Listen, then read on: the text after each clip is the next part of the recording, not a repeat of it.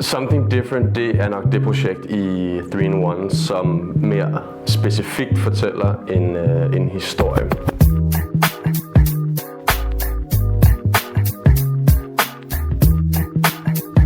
Something Different er meget følelsesbetonet.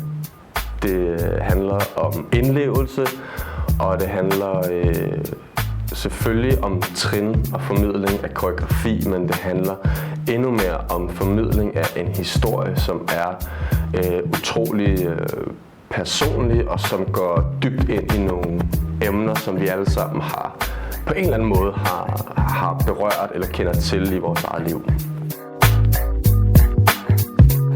Min rolle har været at være instruktør og koreograf overfor Simon og August, som skulle danse. Jeg har udfordret dem på location, den måde trinene er lavet på location.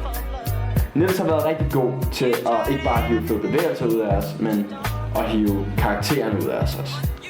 På den måde har det også været et meget nyt og udfordrende projekt for MU på en helt anden måde, i og med at det er noget, vi aldrig rigtig har beskæftiget os med før.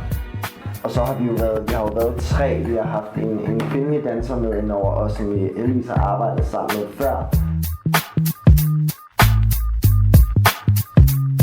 Og fokus har været på at skabe noget, som dem, der ser projektet, vil synes er, wow, det her, det tror vi på.